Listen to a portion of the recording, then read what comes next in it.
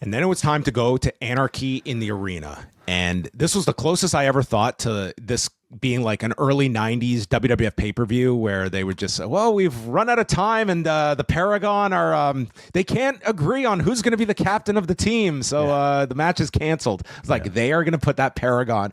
And it sounds insane if I were to tell you, like, oh, we've got like a match with Adam Cole and Kyle O'Reilly and Takeshita and Fletcher Pretty and damn Josh good. Alexander. Pretty It's damn good bathroom break if there is like, one. dude, this is insane, the amount of talent that you have it's on this. crazy. But I thought for sure that they would put this before the main event, this Anarchy in the Arena. But they, so these were our final three matches. So it is Jon Moxley, Claudio Castagnoli, Wheeler Yuta, the Young Bucks, and Marina Shafir against Swerve Strickland, Kenny Omega, Samoa Joe, Powerhouse Hobbs, Katsuyori Shibata, and Willow Nightingale. Cover your ears. Aw, shit. Get on your feet. This is Anarchy in the Arena. And I don't know, Somebody put Justin Roberts up to that. And I think my guess would be Justin Roberts came up with this and somebody said, yeah, that's a great idea. Go for it. I mean, I actually thought it was a great idea. And I think it fit the tone of Anarchy in the Arena perfectly. It's just like, to watch Anarchy in the Arena, you have to throw any expectation you have of professional wrestling completely out the window. If you have any sort of like just framework of like what a pro wrestling match should be, it's not that. And I thought the introduction kind of fit the tone of it. It was a line. Too much for you? This was too much for you, but what about the drowning pool or like, like all this other stuff? I'm talking about Justin Roberts here, who it's like, it's fine. Like I didn't even give thought to this, to be quite honest. Okay. But so first of all, let's talk about the best entrance of the year, and that was Swerve Strickland coming out as Predator. Pretty cool. What is this guy's budget for his pay-per-view attire and entrances? Because it's not an insignificant amount. Look at this. It's pretty awesome. I mean, he's wearing. Oh, sorry. I thought he was wearing his shoe based on this graphic on his hand. It's like, I'm very tired at this hour, but that is a separate graphic. Sorry. From what I hear, he makes a good amount of money with his most recent contract. So I think it's a worthy investment to put into gear like this. This was amazing. Maybe Jesse should have called this match. That would have been Predator. Yeah. Oh shit. Shibata and Hobbs came out wearing a big black and jacked shirt. Hobbs was wearing that, not Shibata. The budget for his wardrobe maybe a little bit less than Swerve's. Yes. Although it would probably cost like $50 to get this printed from one of those stores. The Death Riders pull up in their Ford pickup truck. pretty bare bones. They just arrive and they're ready to go. That's a Death Riders entrance. But finally, we go. We also had Kenny. What was so special about his entrance? Was his Captain America Oh, the shield. Captain America trash can lid. Yeah. Well, yeah, I mean, and the tights. As well. Yeah, and the tights too. Yeah, that's great. No, okay. I mean, should I have said does Steve it really Rogers? fit the guy that's from Winnipeg? Like, I don't know. I'll tell you why it fits, and I this is only my suspicion, but this match felt the most to me like a pro wrestling match has ever come to the Endgame final battle in that movie. So I don't know if like that was part of the inspiration, but it might have been. The thought certainly crossed my mind. Well, do you think that Captain America would pass a drug test though? Like he's literally the action figure that's been like. Do they test for soldier serum? I'm not sure. I don't know. And then Justin Roberts is not done yet. 76 years ago, and we get the Young Bucks version of the Gettysburg Address and this speech that Justin Roberts has to read out about all they've done for pro wrestling, breaking from the status quo, and they come out dressed as the founding fathers. And what was more amazing was that they proceeded to work this match in these ridiculous outfits that were just amazing. I mean, this was so wacky. Well, tonally, nothing about this matches like at all with any of them, right? Like the Young Bucks and the Death Riders should really be like they don't even feel like they live on the same planet. Moxley should have joined them for this. but it works for the Bucks. You know, like They can totally get away with the this. Bucks. It's so them. They also happen to pick perhaps the worst music to accompany this particular entrance. It was. I so thought they were bad. going to play that music for like 20 minutes when they started. That was Well, our first track. we had a big discussion in our preview. What is the song that they would use to play? And we nailed to it. double We their got entrance? these two picks. Yeah, We I both- guess we both predicted it. Yeah, I guess the American generic drum beat number like number one, Track number 14A. they played this as the backdrop, and by the end it was very effective because they were intentionally picking something that Yeah, you would have. But they did play it for absolutely like what 5 minutes or so. Like it was enough they to let it annoy go us. for a little bit. Shivani calls this the biggest bullshit intro I've ever heard, and Joe has not come out with Hobbs and Shibata. So Swerve is worried. It's like, where's Joe? And he appears at the top of the arena where somehow Claudio has appeared, and they brawl into the concourse, and boom, we get 4 screens as Anarchy in the arena begins. And I am going to try my best. Okay. So just, This may be John Pollock's greatest performance. dude, like halfway through this match, I was just like, you got to make choices here about like what to even include.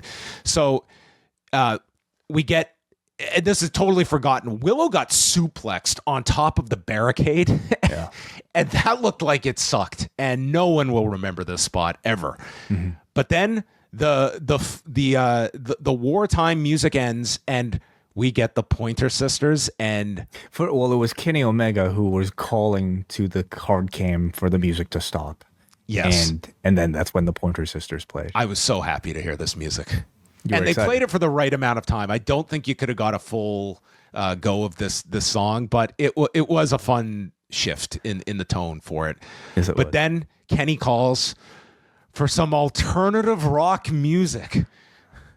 Yeah. Let us play some alternative rock music. Play that shit. Did he say 2000s alternative rock? 2000s alternative rock music. Yes. I think they know their demo. They're looking at their 18 to 49. What does rating and they're every one of our white male fans want to listen to? Yeah. Drowning Pool. That is absolutely on every one of these dudes' playlists to this day. And it sort of is like the I guess anthem of this fucking like new metal.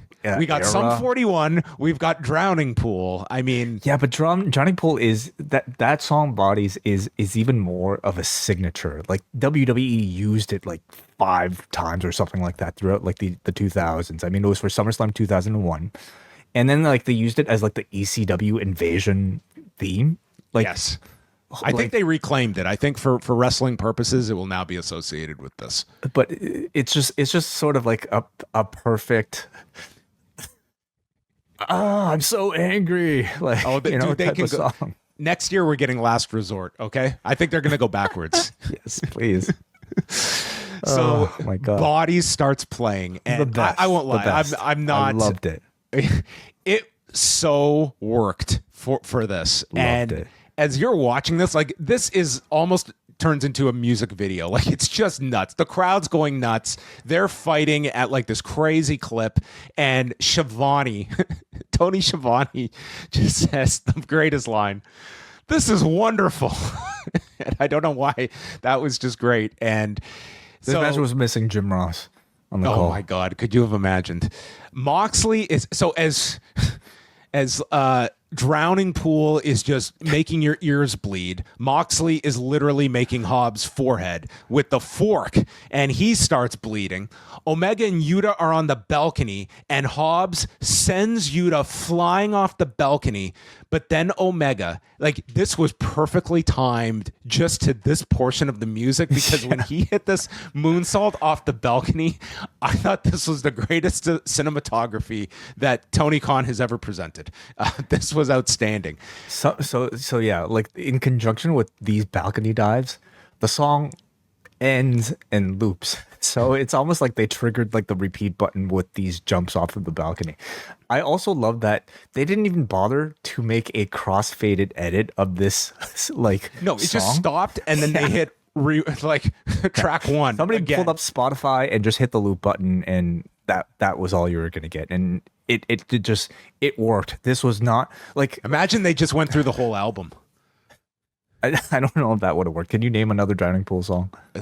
Just go back to your WWF pay-per-view themes. They use like 18 of them. So we'll get like, remember Tearaway? I was song at that about those WrestleMania. pants. I saw that song live at WrestleMania 18. Yeah, we got to see a live performance. I did. Of them. I don't think that would have worked here. No. So Willow then nails Willow and Shafir are outside in the parking area, and Willow busts open Shafir with a glass bottle. Shibata murders Yuta and dumps him out of this garbage bin, and then Shibata wraps barbed wire that's just, around this random cactus that he puts around his kick pad and kicks Yuta in the chest.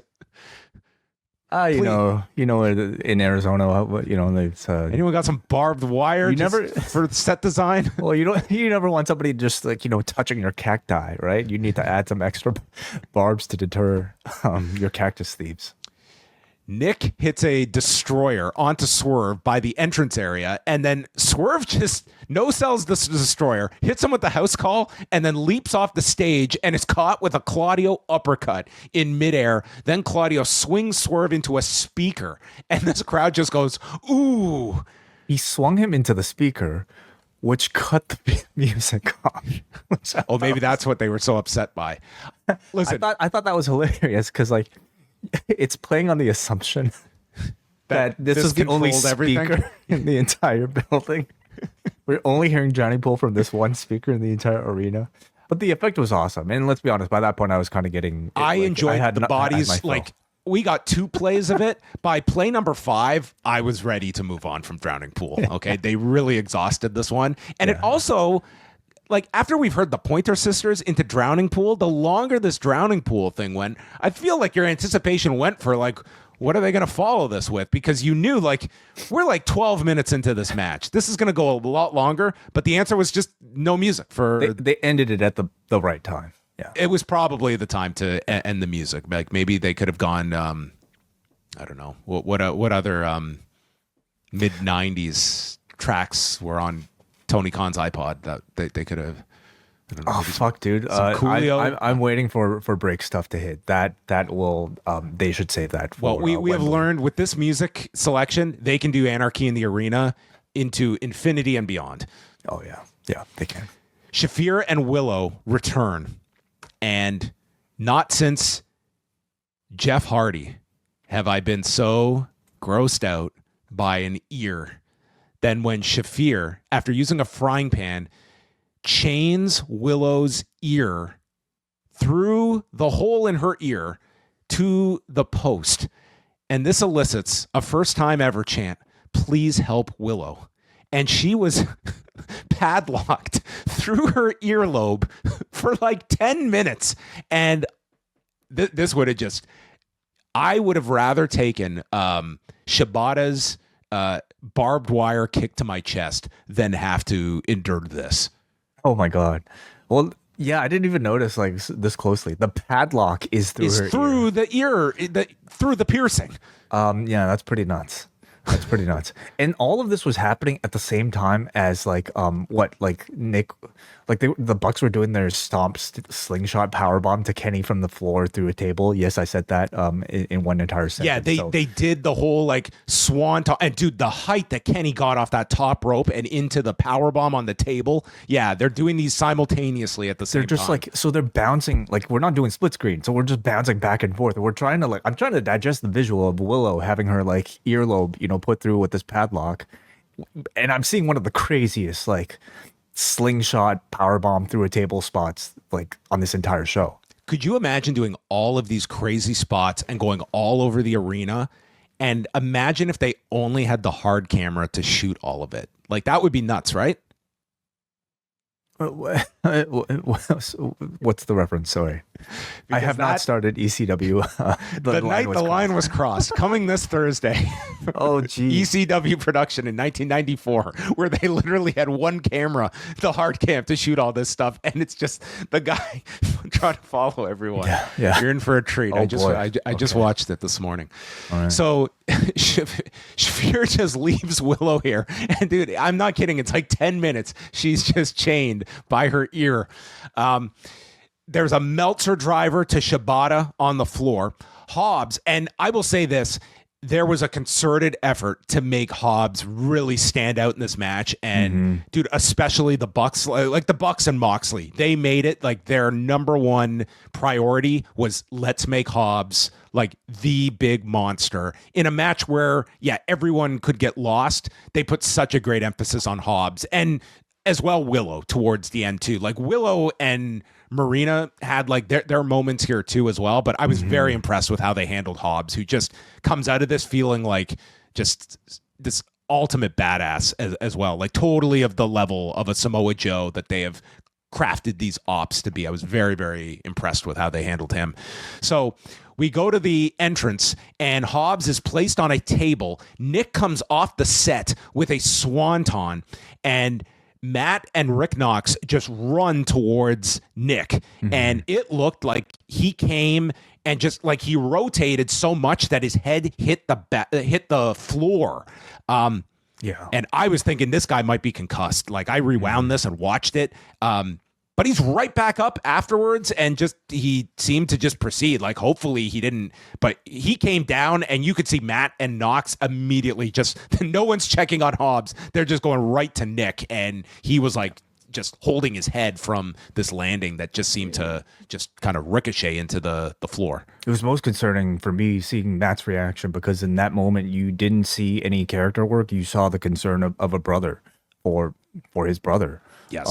So hopefully he's okay. The fact that he got up and was able to continue the rest of the match doesn't completely negate. No, it's like damage. You don't know what that ultimately means. Like so, this was a very scary moment of a match that had several of them.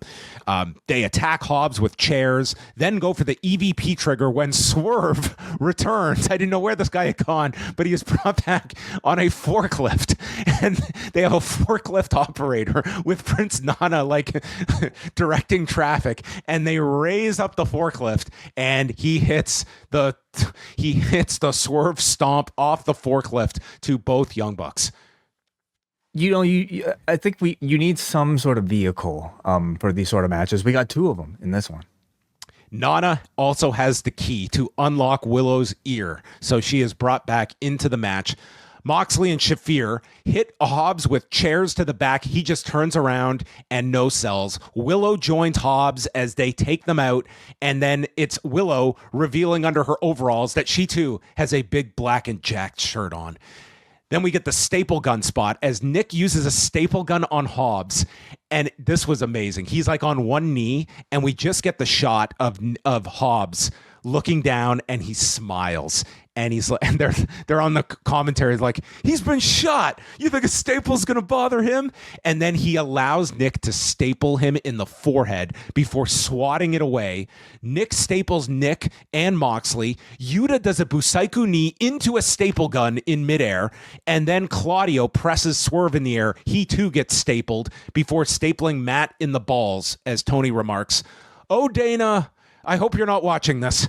And then it's Marina with a low blow to Swerve, and Marina staples Swerve's tongue. This might have been the best multi-man staple gun sequence I've ever seen. The finest professional wrestling that I have ever seen.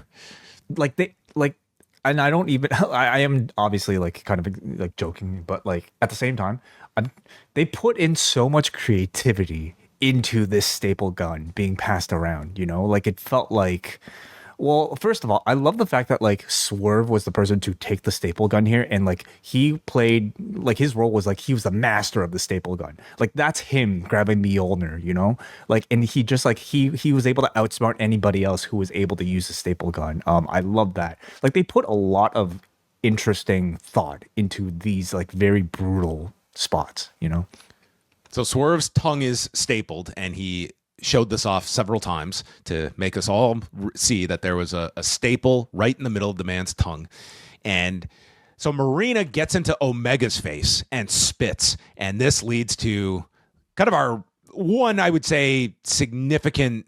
There were two of them. First, Omega hits a Snapdragon onto Marina. Later, Moxley would deliver a cutter to Willow, and that was kind of what they kept contained to the intergender spots. I think they made both of them matter, though. Like they were building it up like, oh, are we going to do this? Are we going to do this? And then by the time you actually got it, like they felt like really big moments.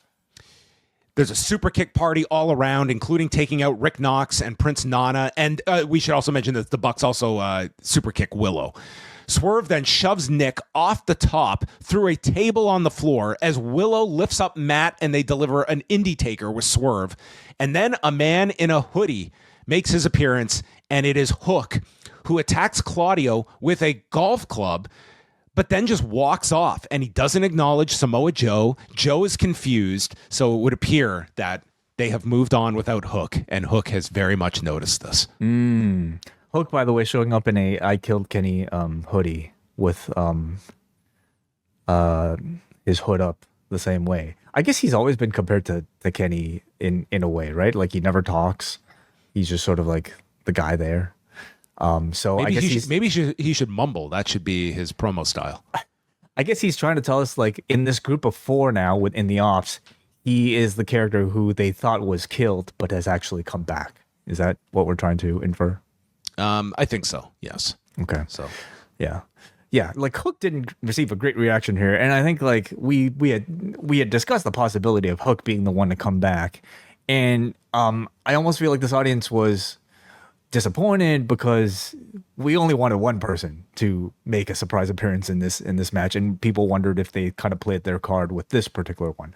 It also helps that it seems like he might be going heel, so I don't think they minded, the lack of reaction, I should say.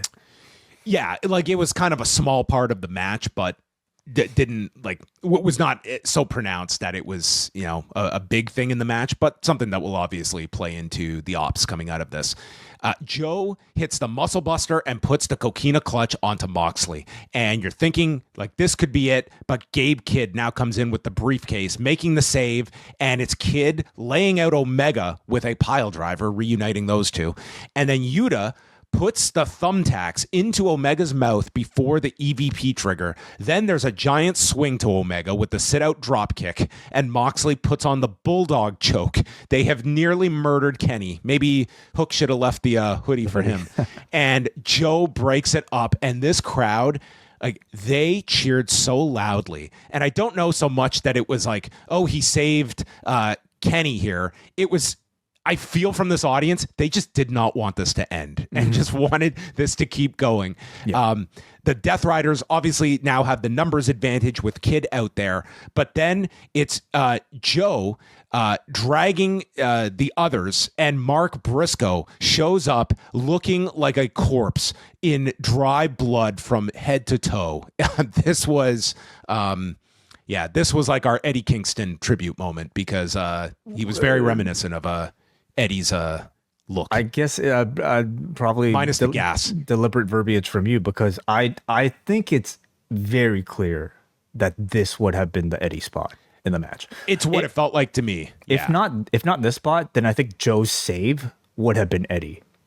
Joe, like, Kenny, think about this. Like, it is endgame. Like, Captain America is getting beaten up.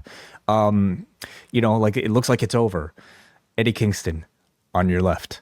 Like, coming in for that big save with that huge reaction would have just taken this amazing match to another level. Somehow they felt the need to, like, bring in a Mark Briscoe here. Like, Mark Briscoe had no ties at all to any of this story, really. So it just felt like his role here was to, like, be some sort of surrogate for Eddie Kingston to even out the numbers. Disappointing if that is the case, that, like, I'm guessing he wasn't cleared. But listen, like, Briscoe is a great substitute, like, if you're looking for a similar style of, character, right? Yeah, I guess Eddie Kingston wasn't going to be able to run out and do a somersault off the stage. No. Not till week 2 when he's back. So everyone is thrown into the back of the ambulance on the heel side, except for the Young Bucks, who are left alone in the ring with Swerve and Omega. And this is our final showdown as Swerve and Omega come together for a V-Trigger house call combo. Swerve then pulls out his new Answer 3s, his new Reebok shoes that are on sale, but they have thumbtacks in the bottom. So they hit first. Kenny makes good on his tease from Wednesday by putting Matt through a table with the one-winged angel, which somehow exploded upon contact. Yeah, Excalibur was saying, "Oh, there's some electric cables there for the production here." Who cares? Like, it's This just, was this was an unnecessary prop that they had. I think come people on, would have been dude. just This whole match is about unnecessary props. The entire match is about things that are unnecessary. what's better than a one-winged angel off a stage through a table? Explosions. Yeah, Add basically. explosions. Basically, does it look cool? Is all it needs to be. And then it's Swerve with the tacks on his shoes, hitting the stomp onto Nick Jackson. He gets his win back after losing to the Bucks in the six-man earlier this month. 35 minutes and 10 seconds as Swerve shows off the tongue, and then we get the team together standing tall at the top of the entrance as they go to the back. Unbelievable match. Your full five.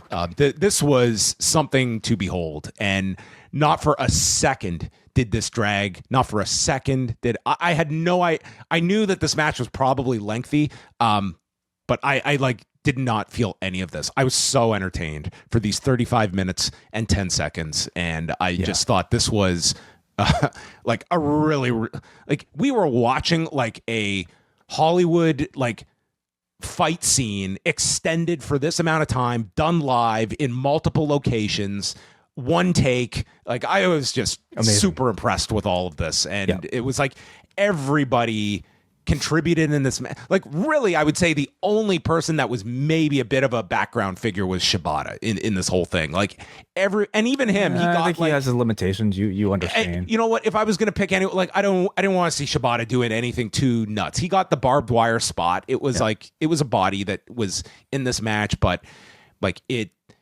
had this great babyface win. It had, you know, the teases of Moxley being beaten by Joe. You had Omega and Swerve together. You had the elevation of Hobbs. I think this was the best that Marina Shafir has ever come across in AEW in a match setting by leaps and bounds. Willow, one of the few actual matches she's had recently. like just to me, this was just a total home run. Yeah, it's kind of hard to like put my thoughts about the match into words because I think so much of the match is about feeling. This match is just really like it's about the vibes. I mean, try to explain the magic of Sandman's entrance to somebody who just might not watch wrestling. Like a guy's gonna come out and drink beer and walk around the arena to set the Metallica. Like that doesn't encompass the feeling here. This entire match was essentially that sort of feeling, you know. And I think obviously like the music plays a big part of it, but it's also just like the feeling in it. It's not a match that you can criticize or even discuss for like botches or like how clean even camera shots might have been, because I think part of the point and a major part of the appeal of it is chaos, is the feeling that you should be like discombobulated upon watching it. And for me, for any of us to like feel that sort of strong of an emotion coming off of like a professional wrestling match, is pretty special. There's no other wrestling match like this, and it's years upon years now that they've been able to create this feeling while continuing to sort of hone like what these matches are. I think this was the best example of whatever this match is. Yet, you know, it's the type of match that lifts your state to just a pretty high level and just kind of keeps you there for like a solid 30 minutes. I certainly didn't feel the time. In fact, like I would have been perfectly happy if this continued, as long as they had enough creativity put into it, because that I think is the key. They put a lot of creativity into every single moment, especially towards the end. So, God, this was amazing. Yeah, if we go back to like show number 1 of Double or Nothing, and you were to tell me like there's going to be a signature match that's part of Double or Nothing every single year, like just imagine if this had been 4 teams of 4 coming out to various card pairings. The casino Remember gauntlet. that? Who are the clubs? Yeah. Yeah, But if this if we're to create what was supposed to feel like a Infinity War or Endgame type of battle with AEW's versions of the Avengers, I mean they completely achieved that. Look at this, between the ops with like Kenny Omega and Swerve, and I would have add to that Swerve feeling like I would even say like a main character coming out of all of this. Yep. They and Willow, of course, they more than achieved that. This was, man, this almost felt like it could have ended the Death Riders, but obviously this is only the prelude to it. Well, there should be like the idea, like this is, it would make no sense for the Death Riders to just go back to regular operations and all this. Like this should be a massive blow to the Death Riders. And now Jon Moxley is going into his toughest title challenge to date against Hangman. And it's a weakened Death Riders. Like they have suffered the blows of this loss. And like, I think it's great that they had this big match, but there needs to be repercussions from this as well. Like the winners should all move forward, and there should be consequences for the losers that they and not like physically selling stuff, but it's also like a big shot at the Death Riders. Like they have been damaged from this ultra big loss by the AEW contingent. I completely agree. I also think, though, if that was the case, I wonder if that could have been established in the lead up to the match. Like we're excited enough for this just because of what Anarchy in the Arena represents and what it is. But like, could a storyline stake not have been introduced to add even more to this? But what would that stake have been? Well, what is it? I mean, you're saying that there are consequences. Well, what are the consequences? I'm saying it's like the Death Riders are now like in disarray from this. Like they are not this dominant group anymore. What does disarray actually mean in story? Like are they not going to be listening to Moxley? Are they going to leave the group? Like what do you mean by that? I think like all those types of things. Like this is not a group that is now they're on the defensive instead of being this group that has like just run roughshod. Now it's like they've been weakened. That can be like I wish they hadn't like sent their members away so often that we've had in these last few months, because I think that it feels kind of like a retread to have Moxley go into All In where he doesn't have all his backup. And it's like we've played that like twice now with Moxley in the recent months. But that would have been something from all of this as well. But just Moxley, like just this guy who's so supremely confident in himself. Now his confidence has been shattered from this debilitating loss. And here's Hangman, who's on the roll of his career. And just all of this, like that. This All In, it's the balance of power for AEW that is at stake. Yeah, I'm very curious to see what role like a Swerve, Kenny, Ops, what role they'll play in the lead up to Paige's story in All In, because we're going to All In with Paige as the main character. But I think all of these guys should still play some sort of supporting role to help Paige get there. Yeah, because you would think Swerve could still somehow stay attached to the Young Bucks potentially for something. But I mean, Swerve, like this was really a definitive look at this guy in just terms of like being this star at this level. Like even when you have all this star power out there, it just felt like Swerve had just something else above everyone. And I would even include Omega in that. Like he felt like the big star in this whole thing to me. Agreed.